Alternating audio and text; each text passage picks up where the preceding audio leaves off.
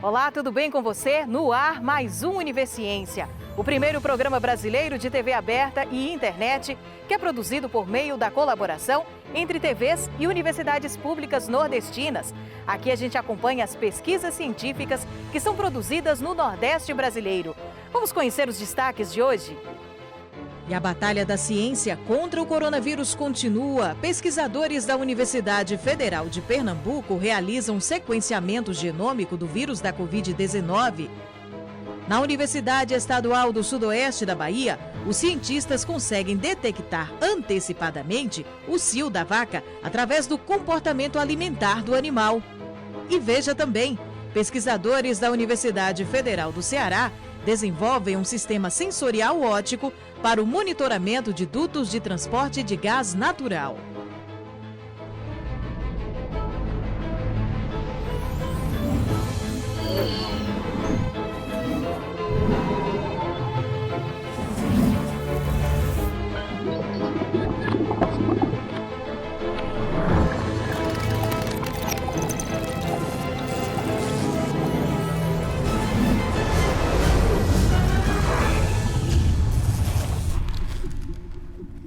Depois de mais de um ano de pandemia, é difícil encontrar alguém que não contraiu o vírus da Covid, não é verdade?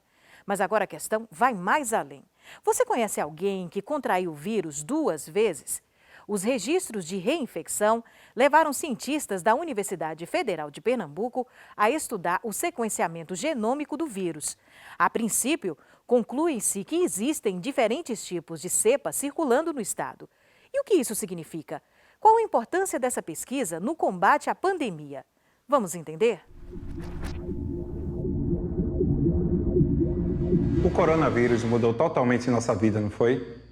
A gente teve que se adaptar a essa nova realidade e entender como um vírus se espalha. Hoje vamos falar sobre sequenciamento genômico de cepas do coronavírus. Se perder um pouco nesse monte de palavras estranhas, calma que a gente vai explicar direitinho o que elas significam e como estudar isso ajuda a entender e enfrentar a pandemia. Então me fala, conhece alguém que teve Covid 2 vezes? Uma vez sim, 2 não. No bairro que eu moro na Brasília Teimosa, teve uma pessoa que teve 2 vezes. 2 vezes não, só uma. Não, conheço que teve uma, mas faleceu. Conheço, inclusive, aquela menina ali. Minha amiga, ela teve 2 vezes. Ela teve uma que ela disse que foi a mais forte, onde ela ficou com muita febre, tossindo muito. Ela disse que todos os dias ela tossia muito. Ela disse, inclusive, que depois que ela teve, ela pensou, não vou ter mais. E aí ela, continuou saindo, fazendo aquelas coisas. Aí ela disse que praticamente para ela foi, 6 meses imune da doença, mas aí quando chegou agora em dezembro, ela pegou de novo. Só que foi mais fraco, ela só ficou sem o paladar e sem o olfato. Conheço pessoas da minha família, médicos, que é a área da saúde. E a segunda vez foi bem pior do que a primeira, o que ela relata que os efeitos foram bem piores. A gente tem circulando no Brasil diferentes cepas do novo coronavírus, ou SARS-CoV-2, como você preferir chamar. E o fato de um indivíduo se infectar com no primeiro momento, com uma linhagem específica, não significa necessariamente que ele vai estar imune à infecção por um segundo tipo viral, que aparentemente é o que tem acontecido aqui no Brasil e já vem sendo relatado na literatura. Bom, cepas virais são cada população viral obtida a partir de cada amostra de cada paciente. Por exemplo, um paciente que é infectado com uma determinada carga viral, essa carga viral ela vai ter uma conformação genética própria daquele organismo. Então, você não chega a distingui-los em espécies, mas são populações diferentes de SARS-CoV-2. Esse processo de diversificação do vírus ele é natural, é de se esperar que isso aconteça. E o que a gente pode fazer é tentar aprofundar o nosso conhecimento, né, para a gente poder reconhecer os tipos virais que estão circulando, que foi uma forma que a universidade encontrou de fazer uso da expertise instalada na própria universidade para auxiliar a comunidade científica nacional e internacional no reconhecimento da importância dessa estratégia de sequenciamento genômico, que agora nas últimas semanas ganhou notoriedade mundial, porque a partir dela é possível a gente reconhecer os tipos virais que a gente definiu previamente, quais são os tipos prevalentes no estado de Pernambuco, qual a sua provável origem e se a gente poderia associar o processo de diferenciação das cepas que circulam aqui no estado de Pernambuco com o maior ou menor nível de gravidade da doença entre as pessoas. O sequenciamento do vírus aqui na universidade, ele é feito de uma forma que a gente vai tentar ler o material genético do vírus utilizando uma máquina. Então, aqui no laboratório, a gente recebe o material genético do vírus, que é o RNA, e esse RNA ele vai ser tratado para poder ser lido por essa máquina. Então, o RNA do vírus é o que vai conter toda a informação acerca do vírus. Só que, quando a máquina termina essa leitura do genoma do vírus, essa informação está toda embaralhada. Então, a gente passa por todo um processo computacional para organizar essa informação e a gente poder ler o genoma do vírus, saber como é que está organizada a estrutura genômica do vírus, saber se tem uma mutação, se uma letra ou outra muda, e o impacto que isso pode ter no SARS-CoV-2 que está circulando aqui no estado. Olha, uma das principais dificuldades para o desenvolvimento do projeto, eu diria que é o custo, que é muito alto, que está envolvido desde a compra da máquina até a compra dos insumos. Também tem a questão da técnica, porque a técnica não é uma técnica trivial. Antes da gente começar a sequenciar o SARS-CoV-2 aqui no laboratório, a gente passou por um treinamento com a empresa. Especificamente em relação à Covid-19, a gente tem um outro tipo de abordagem, um outro tipo de projeto que está sendo desenvolvido, que diz respeito à avaliação do fator humano, né, da variabilidade genética dos seres humanos, como um elemento importante também no reconhecimento dos fatores que podem causar maior ou menor gravidade da doença. É um conjunto de informações que precisa ser levado em consideração frequentemente. A gente lida com um patógeno que foi introduzido na natureza faz muito pouco tempo. A minha pesquisa, ela visa investigar quais fatores genéticos eles podem influenciar no desfecho clínico da Covid-19 nesses pacientes. Muitos fatores estão envolvidos no desfecho clínico, né? Tem pacientes que desenvolvem a forma grave e tem pacientes que não. Então, como a gente sabe, muitos fatores podem estar envolvidos e a genética do paciente é um desses fatores. Inicialmente, são feitas coletas de sangue desses pacientes com Covid-19 e aí, a partir desse material coletado, é feita a extração do DNA deles por meio de um kit específico. Por meio desses resultados, né, de quais variações genéticas podem estar influenciando no desfecho, a gente pode predizer o risco clínico desses pacientes e também elucidar novas abordagens terapêuticas. E é através desse projeto que a gente pretende começar a contribuir no esforço mundial de reconhecer marcadores que sejam informativos para maior ou menor suscetibilidade ao vírus e assim os especialistas poderem elaborar sistemáticas de tratamento que sejam cada vez mais eficazes. Tá aí a incansável batalha da ciência contra o coronavírus. Parabéns aos pesquisadores pelos esforços de sempre. E daqui a pouco, os cientistas da Universidade Estadual do Sudoeste da Bahia conseguem detectar antecipadamente o cio da vaca. Fique com a gente.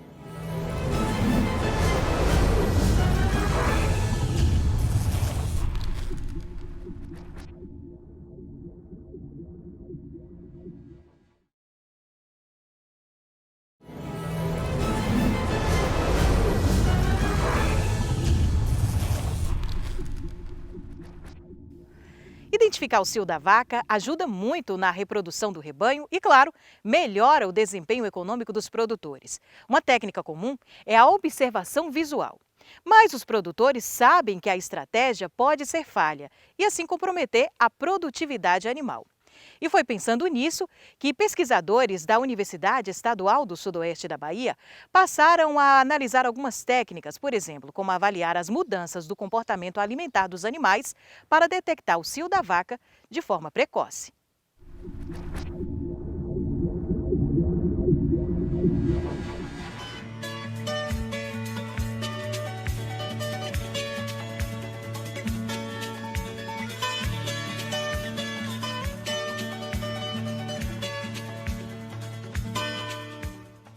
pesquisa ela surgiu em parceria entre a UESB, a Embrapa Gado de Leite, a Universidade Federal de Minas Gerais e a Universidade de Wisconsin. A gente teve 2 grandes projetos, um relacionado com nutrição animal e outro relacionado com a reprodução. E o que a gente viu foi que existia diferença no dia do cio no comportamento ingestivo. Então a gente resolveu estudar essa alteração para a gente conseguir identificar se a gente conseguiria captar essa variação através do comportamento ingestivo desses animais. O momento de inseminar o animal é um momento muito importante para melhorar a eficiência reprodutiva dentro da propriedade.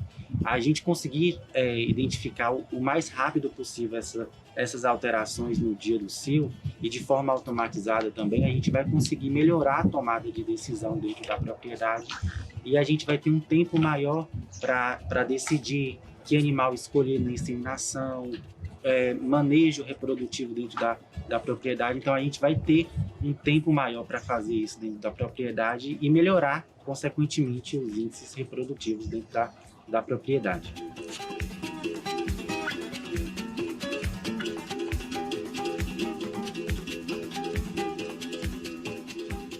A princípio, a gente teve a observação visual como padrão ouro, digamos assim, que foi a forma que a gente identificava dentro das novilhas o momento em que a novilha estava em cio, e a gente teve o monitoramento contínuo do comportamento alimentar desses animais através de coxos eletrônicos.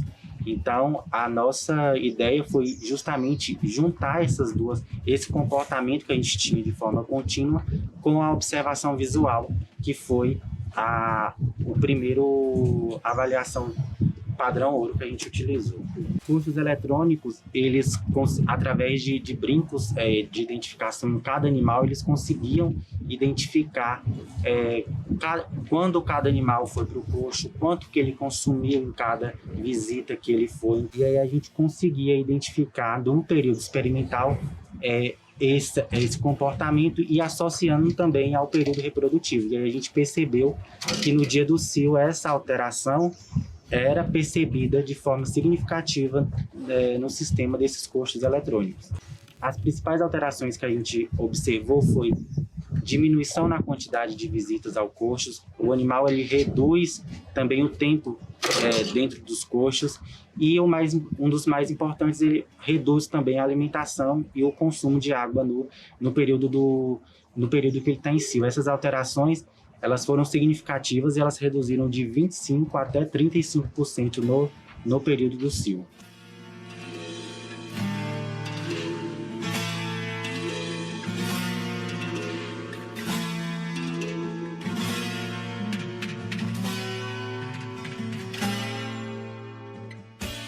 O período reprodutivo cio da vaca ele vai durar em torno de 18 a 21 horas, então é um período mais curto que precisa ser identificada essas alterações para que a gente possa conseguir inseminar esse animal no período correto, para que ela possa gestacionar e emprenhar e, consequentemente, entrar no período de produção de leite.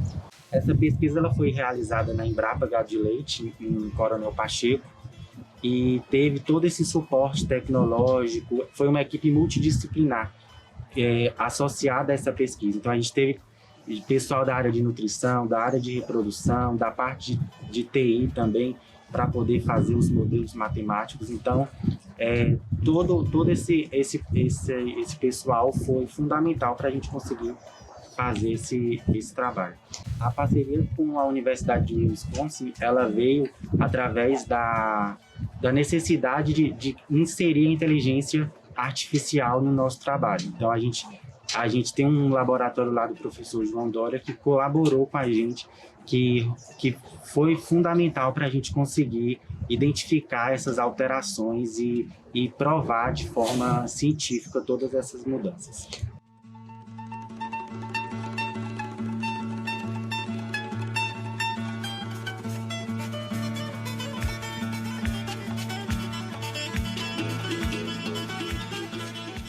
Essa pesquisa ela já foi publicada em uma revista internacional de alto impacto.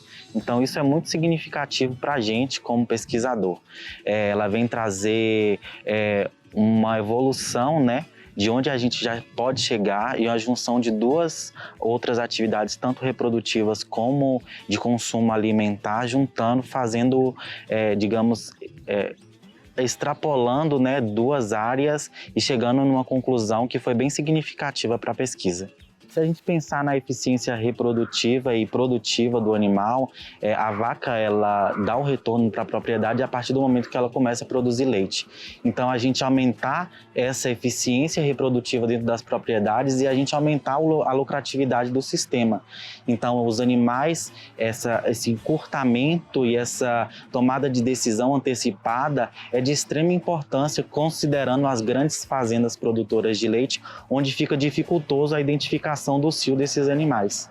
Essa pesquisa ela vem como base científica para poder lançar no mercado um equipamento ou até renovar novos equipamentos para poder identificar esse cio de forma automática e melhorar a eficiência reprodutiva dentro das propriedades. A princípio, como é um projeto que visa fazendas com grande quantidade de animais, os médios e grandes produtores são os que mais serão beneficiados, porque a tecnologia ela precisa ser inserida principalmente nessas fazendas que a gente tem um volume de animais um pouco maior e que o controle reprodutivo ele se torna mais dificultoso no dia a dia dentro da propriedade.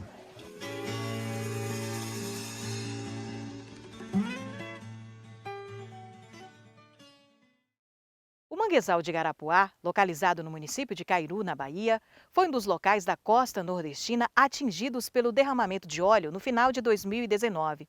Desde então, moradores da localidade retiram toneladas de óleo de forma manual.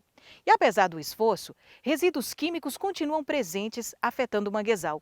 E é aí que entra a contribuição da ciência. Pesquisadores, ex-alunos da UFBA e também diversos parceiros criaram um projeto Bioação Garapuá para combater os males causados por esses resíduos.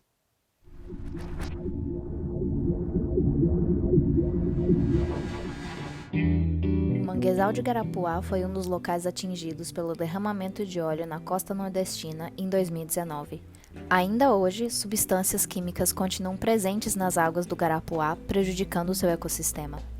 Para acabar com esses resquícios, a produtora cultural Lívia Cunha e o jornalista Vitor Uchoa idealizaram um projeto Bioação Garapuá, que tem como objetivo restaurar o manguezal utilizando a fitorremediação, processo patenteado pela UFBA. Eu e Lívia Cunha, que é a minha parceira na coordenação do Bioação Garapuá, nós frequentamos a localidade de Garapuá há cerca de 10 anos, né? E ali criamos uma relação afetiva mesmo com a comunidade, de troca, de presença, de contato.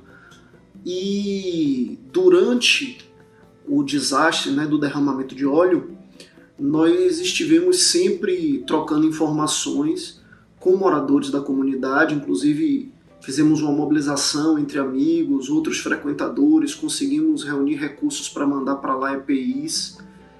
E aí, no momento que surgiu a oportunidade de propor um projeto que visasse a mitigação dos impactos dessa tragédia, logo a gente pensou na aplicação desse método desenvolvido por professores da UFBA. Esse é um projeto voltado para a recuperação de manguezais impactados por petróleo, né? Resultado de um esforço aí do grupo de trabalho de mais de 10 anos. E durante esse período de 10 anos de trabalho, né, de pesquisas na Universidade Federal da Bahia, principalmente de geociências, nós desenvolvemos uma patente de fitorremediação. Basicamente é um sistema que utiliza plantas capazes de remover poluentes presentes em sedimentos e águas, principalmente poluentes do petróleo. Esse sistema ele simula a hidrodinâmica de um ambiente de manguezal e dessa forma a gente consegue visualizar a atuação das plantas e dos micro-organismos. Essas plantas inicialmente elas são cultivadas em laboratório, né, aclimatadas, digamos assim, nesses sistemas e em seguida essas mudas, essas plantas são inseridas na área que sofreu derramamento de óleo. Em campo, nós iremos monitorar a atuação dessas plantas já aclimatadas em laboratório, que irão remover os poluentes que foram derramados nessa área de manguezal durante o acidente de 2019. Manguezais são ecossistemas costeiros de relevada importância, pois suportam uma rica diversidade de fauna e flora e agem como berçário de organismos marinhos, além de desempenharem fundamental papel na exportação de matéria orgânica para os estuários. Com relação à pesca, o manguezal e outros ecossistemas costeiros produzem mais de 90% dos alimentos que o homem captura do mar.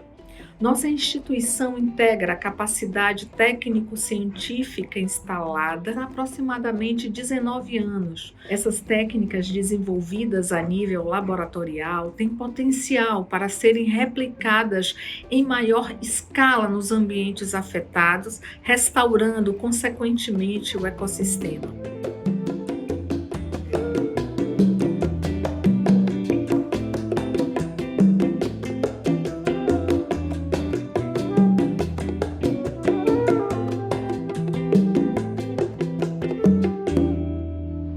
Projetos como esse é que reforça a importância da parceria entre comunidade e ciência.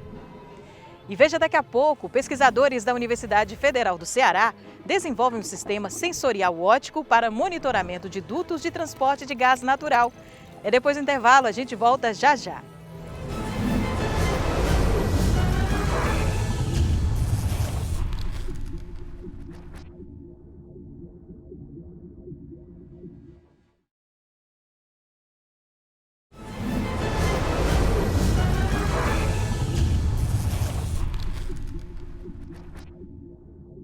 Agora olha só que interessante, pesquisadores da Universidade Federal do Ceará desenvolveram um sistema sensorial óptico para monitoramento de dutos de transporte de gás natural. Através de um edital lançado pela Fundação Cearense de Apoio ao Desenvolvimento, o grupo teve a oportunidade de adaptar o sistema baseado em sensores ópticos para a manutenção de uma rede de 200 quilômetros de gasodutos da Companhia de Gás do Ceará. A iniciativa faz parte de um programa que tem o objetivo de estimular a parceria entre universidades e grandes empresas.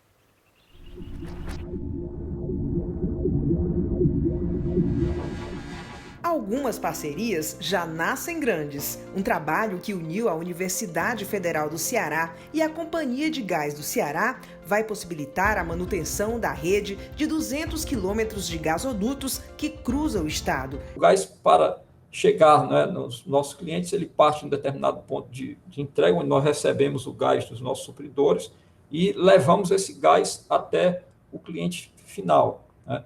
Esse gás ele circula em gasodutos que são gasodutos de aço ou de um polietileno de alta densidade. No caso específico, a gente estava com problemas relacionados a aço. Um dos responsáveis pela pesquisa que desenvolveu o protótipo em fibra ótica é o professor de Engenharia Civil do campus de Russas da UFC, Ezequiel Mesquita, que assina o sistema inovador junto com alunos da UFC e pesquisadores da Universidade de Aveiro, em Portugal. Hoje em dia, como é que é feito? Para você analisar um duto, você precisa fazer um processo de escavação, onde você usa um maquinário pesado, né? Então existe todo um tempo alargado, né, para se fazer uma intervenção. Você escava, depois vai lá, faz os ensaios, né, que precisam ser feitos, analisa, vê se o duto tem alguma falha, algum indicativo, né, de falha, e aí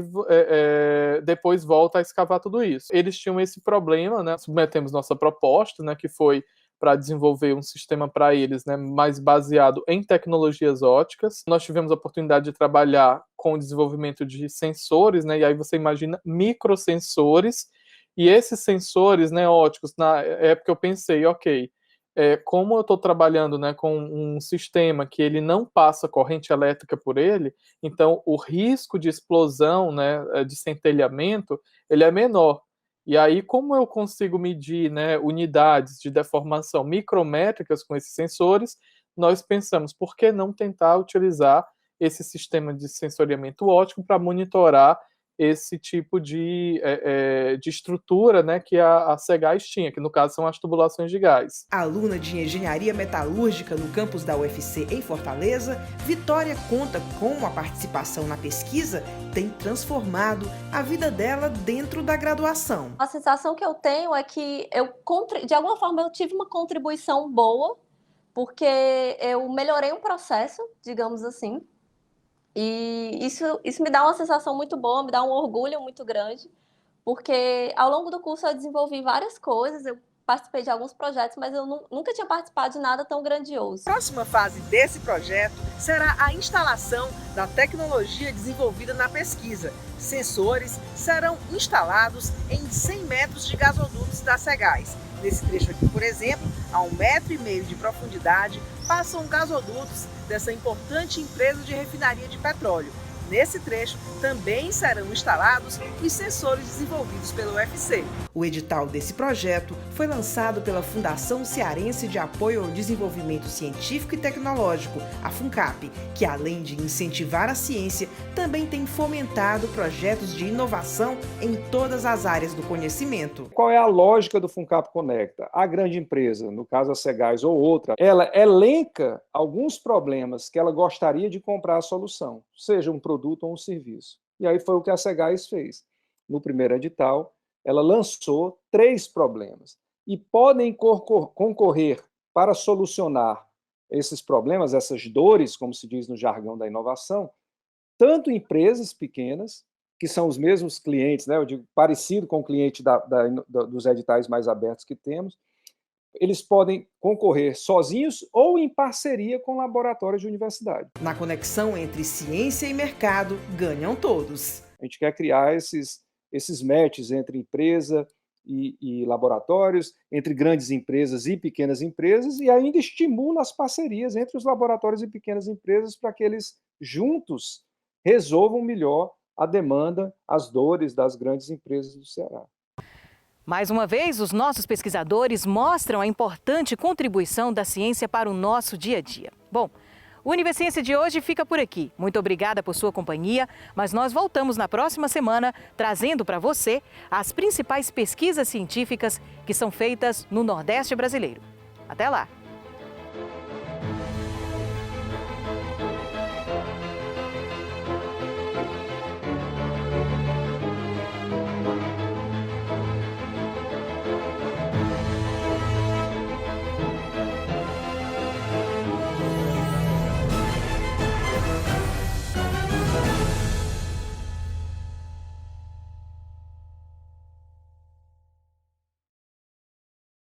Olá, seja bem-vindo a mais um Universiência, o primeiro programa brasileiro de TV aberta e internet que é produzido por meio da colaboração entre TVs e universidades públicas nordestinas. Aqui a gente acompanha a ciência que é produzida no nosso Nordeste brasileiro. Vem com a gente conferir o que tem para hoje. Um olhar no passado. Pesquisa da Universidade Federal de Sergipe revela que a maioria da população escrava no estado, na primeira metade do século XIX, era de pessoas nascidas no Brasil. Sobre o combate à Covid-19, cientistas da Universidade Estadual do Sudoeste da Bahia identificam os efeitos a curto e a longo prazo da doença. E veja também, Observatório Astronômico da Universidade Estadual de Santa Cruz, na Bahia, para além da simples observação, um lugar de incentivo aos estudos.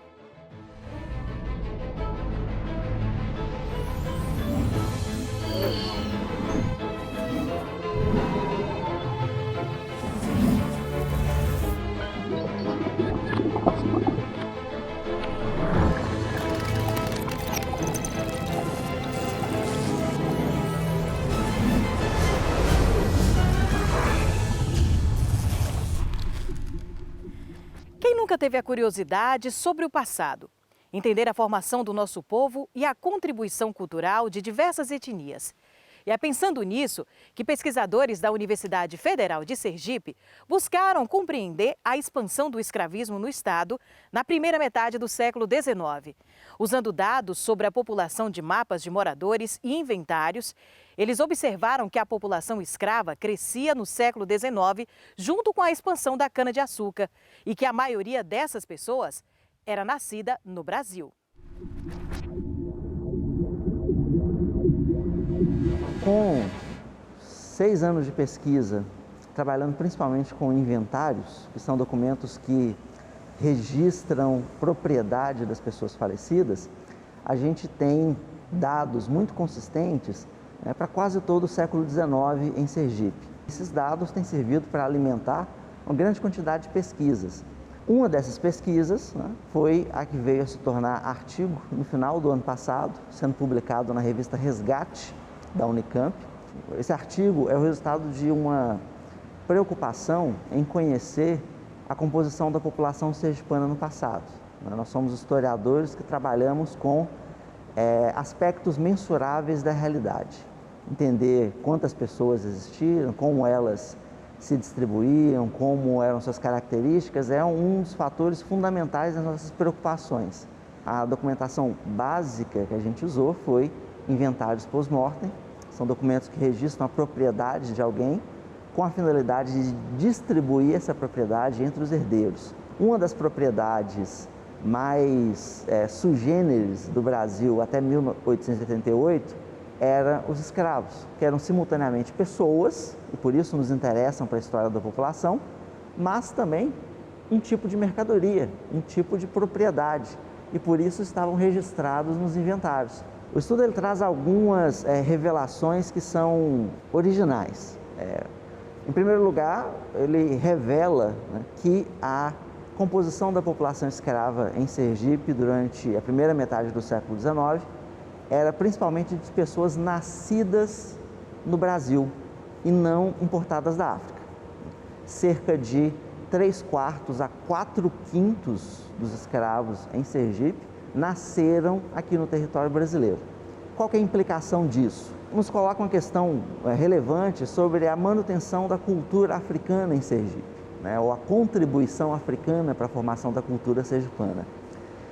Se os africanos eram poucos, essa cultura ela era reproduzida e mantida principalmente por processos de educação, por processos familiares, por processos religiosos de transmissão intergeracional de costumes e hábitos, né, que colocam em lugar central a família escrava como um espaço, um repositório de tradições e um espaço de reprodução dessas tradições.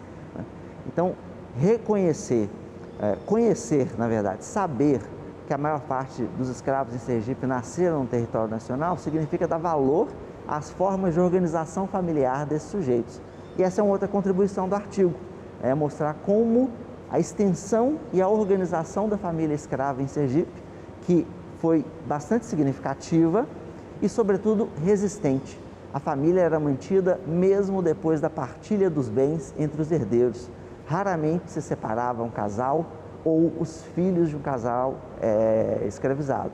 Finalmente, o artigo contribui, embora tangencialmente, para se pensar formas de resistência, né, dos escravos frente à desumanização da escravidão. A constituição da família é um dos atos mais humanizadores que seriam permitidos àqueles sujeitos, né? Não só porque a constituição de uma família é uma escolha e, nesse sentido, um ato de liberdade, mas principalmente porque a liberdade ela deve ser entendida enquanto a pertença, a formação de uma linhagem. Então, construir uma linhagem, ter parentes e pertencer a um meio é uma forma de ser reconhecido como sujeito, né, de ter identidade. E pesquisas como esta são importantes para entender melhor a nossa formação cultural, valorizá-la, corrigir erros e possíveis injustiças sociais. E daqui a pouco, cientistas da Universidade Estadual do Sudoeste da Bahia estudam os efeitos da Covid a curto e longo prazo. É depois do intervalo. Fique com a gente.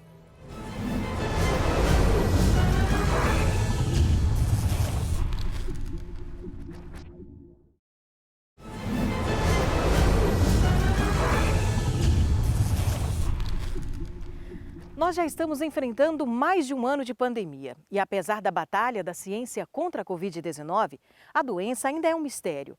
E por isso os nossos cientistas se desdobram na descoberta de novas vacinas, medicamentos e tantas outras pesquisas que podem ajudar a gente a vencer esse momento difícil.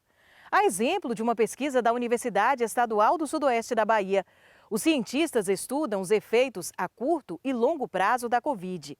O que isso significa? O que pode ajudar a compreender a doença? Vamos acompanhar?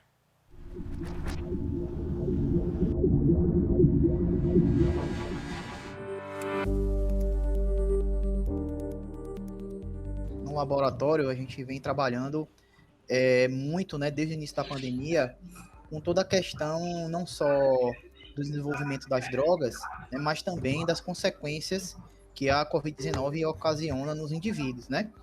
E como ainda na época era uma doença recente, então a gente não tinha ideia do que essa doença poderia causar em pessoas que já foram curadas, né? A gente não tinha essa noção.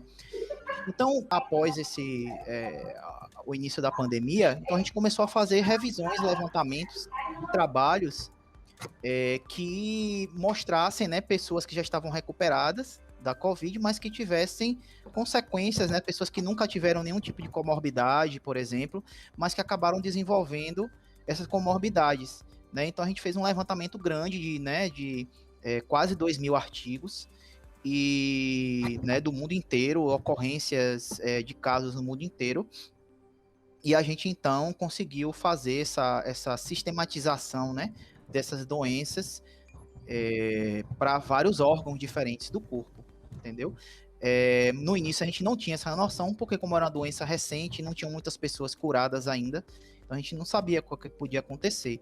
Hoje a gente já sabe, de forma geral, as pessoas que tiveram uma gravidade grande da doença, ou seja, é o que a gente chama da tempestade das citocinas, né?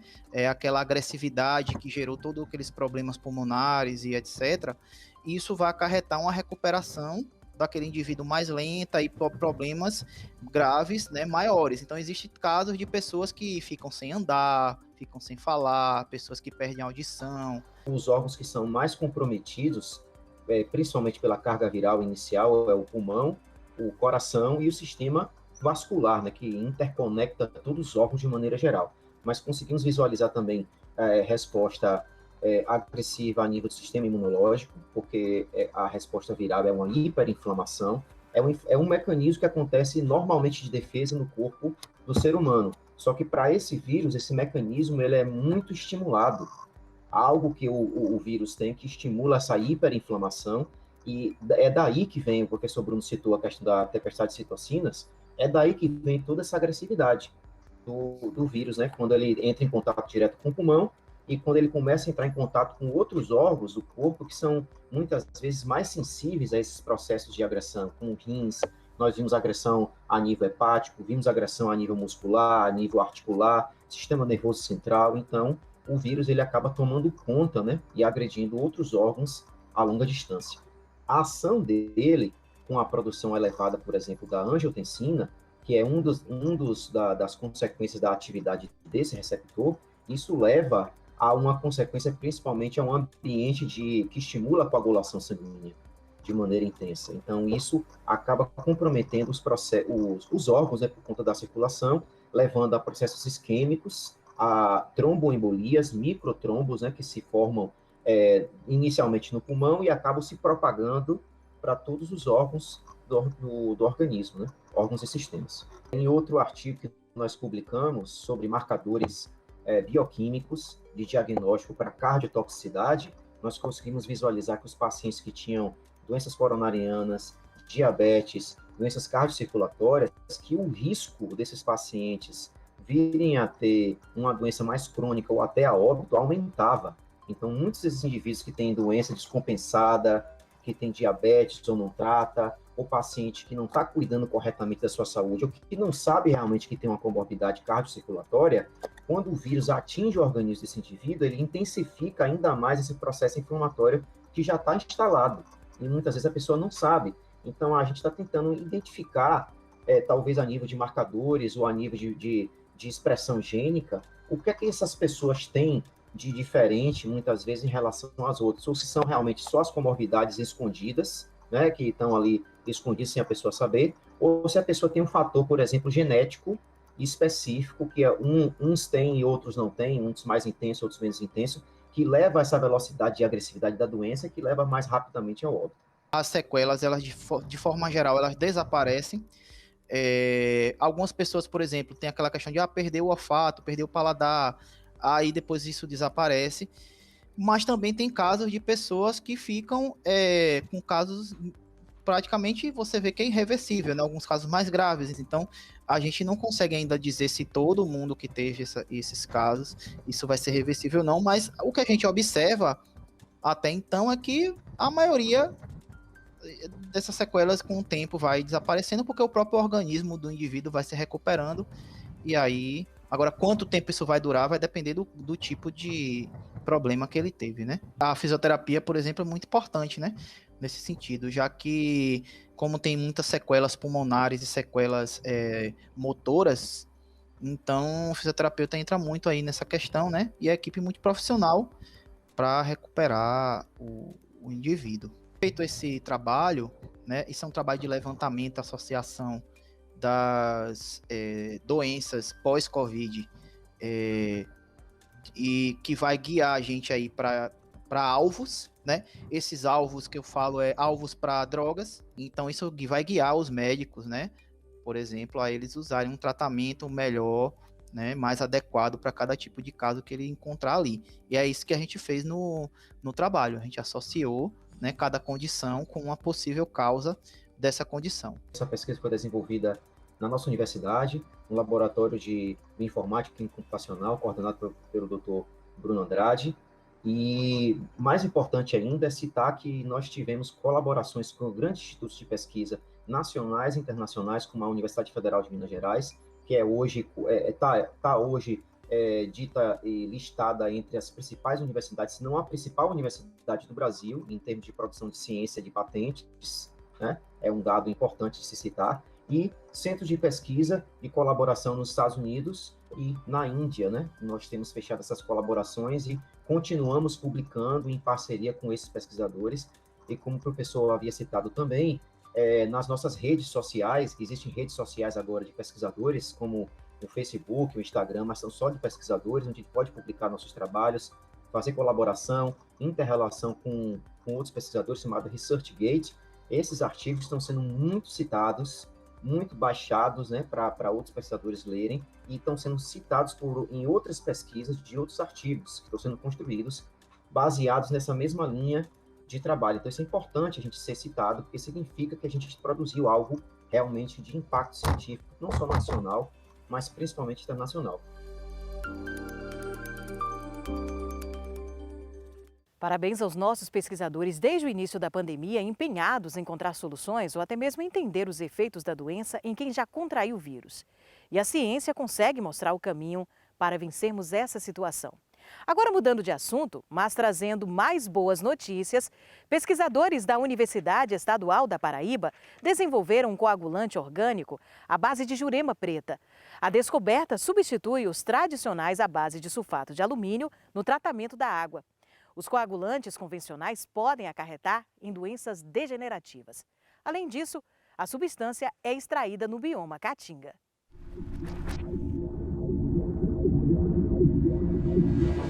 O coagulante orgânico a partir da jurema preta foi desenvolvido em laboratório e testado em escala piloto na estação de tratamento de água da Universidade Estadual da Paraíba. Essa pesquisa surgiu justamente da dificuldade que tem o tratamento de água hoje em dia, que na maioria das estações de tratamento de água utiliza coagulantes inorgânicos à base de metais, principalmente o sulfato de alumínio. E a gente sabe que o alumínio é um dos responsáveis por doenças degenerativas. Além do mais, tem um impacto ambiental, porque a gente está obtendo alumínio através de um recurso não renovável, que é a bauxita, que pode ter outras finalidades.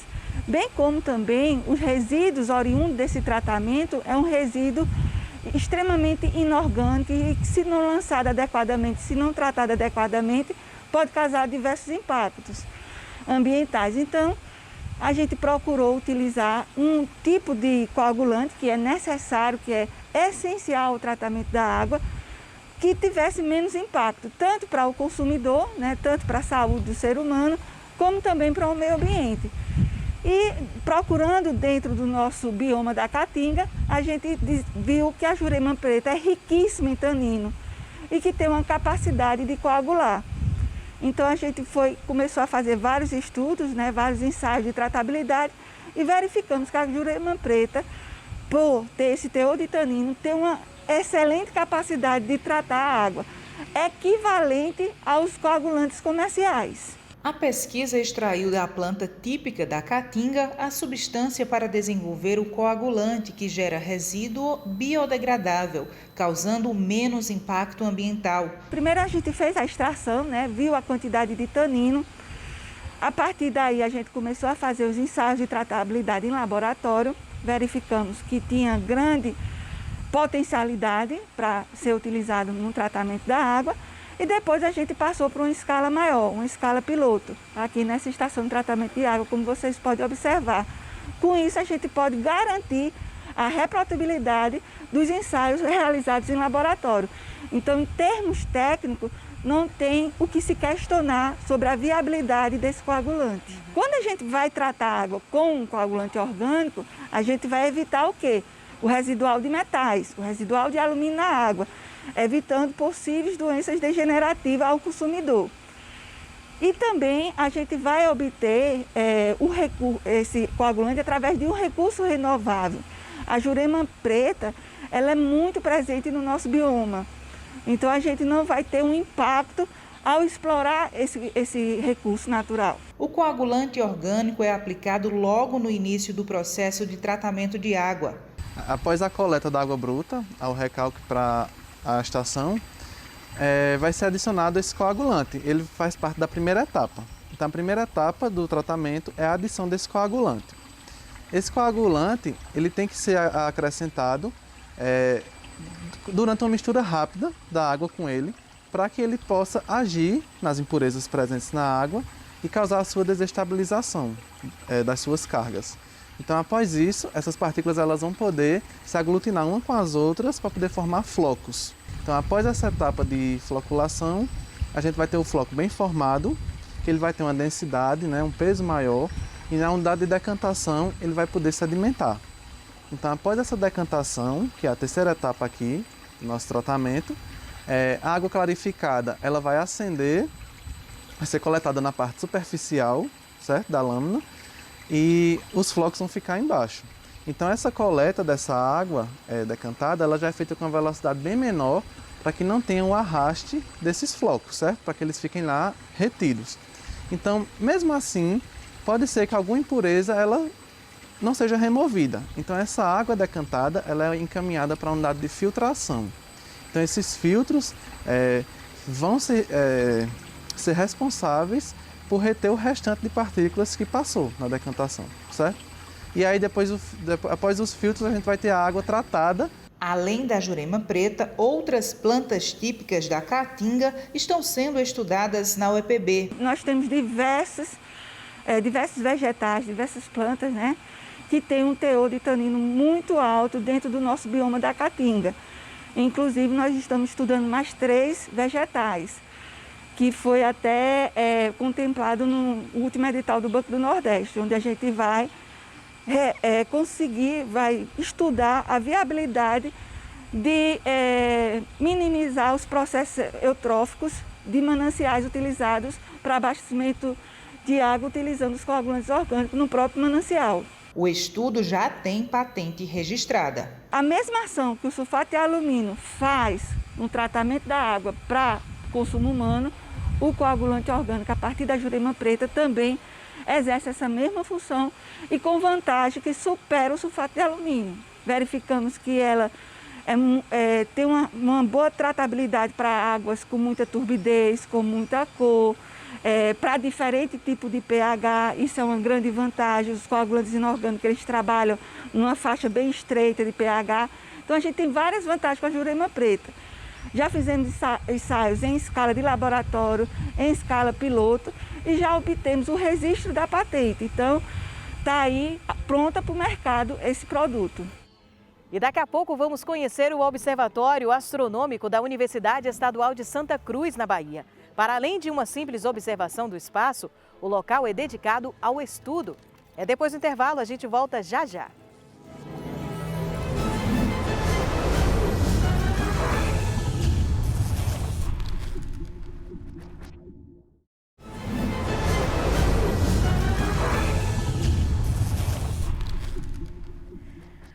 teve a oportunidade de observar as crateras da Lua, os anéis de Saturno e as luas de Júpiter? Já se encantou com as estrelas duplas, galáxias distantes? Você reconhece constelações e sabe o que é possível de ser contemplado no céu neste mês, mesmo a olho nu? Tudo isso pode ser possível por meio do Observatório Astronômico. E há alguns anos, a Universidade Estadual de Santa Cruz, no sul da Bahia, tem um espaço dedicado a tudo isso e mais: fomentar pesquisas a partir das atividades apresentadas no observatório.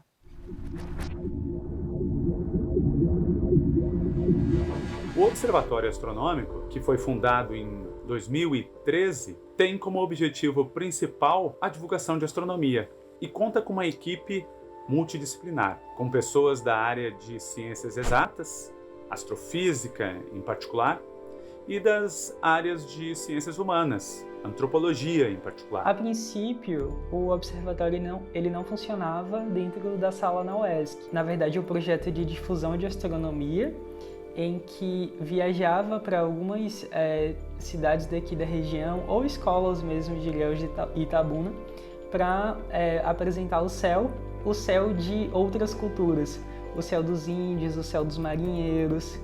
O trabalho do observatório podem ser classificados em 3 categorias. Primeiro, de informação técnica para aquele público já interessado no assunto de astronomia. Segundo, capacitação para professores que queiram ou precisam trabalhar com esse tema em sala de aula. E terceiro, encantamento. Nós queremos que as pessoas se encantem, as pessoas em geral se encantem com as coisas que estão lá em cima.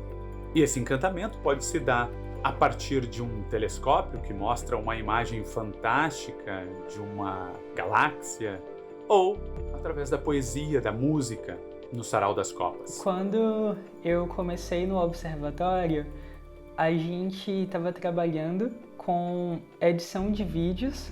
No caso, quando a gente ia para as escolas, a gente levava um projetor e fazia uma sessãozinha de cinema. E daí eu fazia parte da equipe que montava esse vídeo.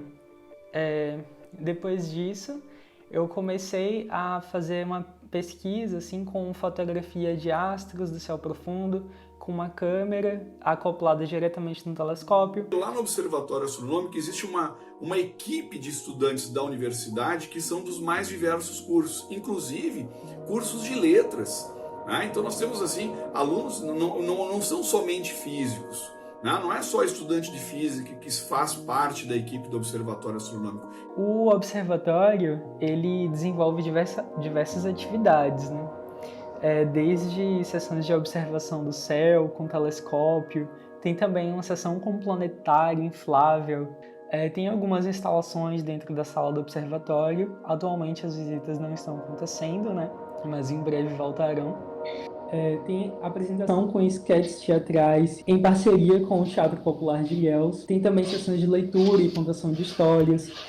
Eu recomendo, independente da sua área, participar de algum projeto de extensão na universidade, porque certamente ele vai te acrescentar de alguma forma. Pode ser facilitando essa comunicação com o público, pode ser algo mais técnico, como foi no meu caso. Participar de um projeto só tem a acrescentar mesmo, sem dúvidas. Também acredito muito que a visita à universidade venha trazer aos nossos alunos também um incentivo maior ao estudo. Cada vez que nós fazemos uma visita no Observatório Astronômico, nós temos um professor especialista que vai estar tratando de algum tema interessantíssimo, né, dentro do ciclo de palestras que aparecem lá, que surgem, né, que promovem lá no Observatório Astronômico. Eu acho que desde questões mais simples, né, que tratam das leis de Kepler, das leis da gravitação universal, até a própria cosmologia, a própria astrofísica, né, os equipamentos de visualização, o estudo dos telescópios. Então acredito que existe uma série de aprendizados. Os alunos saem de lá assim, transbordando conhecimento. Essa é a palavra certa. A escola é extremamente importante para nós, né? É na escola onde os sonhos, onde as curiosidades são fomentadas ou são sufocadas, né? Então, é bom pegar o público jovem, as crianças, né? E os professores para tentar dar essa ânima, o fogo da curiosidade, dos sonhos, da percepção, né? Do entorno, dos outros, esteja lá ativo. Com certeza, essa visita ao UESC mudou muito a minha visão sobre a astronomia. Porque quando a gente estuda sobre isso nos livros, a gente sente aquilo muito distante da gente, algo que só pesquisadores muito famosos e importantes poderiam aprender. Mas quando a gente vê um corpo celeste através de um telescópio, quando a gente vê realmente na prática todo aquele universo, a gente se sente muito mais pertencente àquilo, de uma forma muito mais acessível. Olha a diferença quando o aluno vai participar do evento de extensão, né? Vai no observatório e o cara pega o telescópio lá, mira no planeta e olha lá, ó, olha lá como é que são realmente os anéis de Saturno. Olha de cada lado ali do planeta Júpiter as suas luas, as suas respectivas luzes. Acredito que esses tipos de experiência que os professores proporcionam são muito válidas e muito marcantes, instigam o aluno a querer conhecer mais sobre a astronomia e valorizam a nossa pesquisa e também a nossa tecnologia local. Nós achamos que é importante sensibilizar as pessoas. Não adianta a gente simplesmente passar informação sem a vivência. Bom, o programa de hoje fica por aqui. Na próxima semana, temos um novo encontro marcado para continuar conhecendo as pesquisas desenvolvidas no Nordeste brasileiro. Muito obrigada pela companhia e até lá!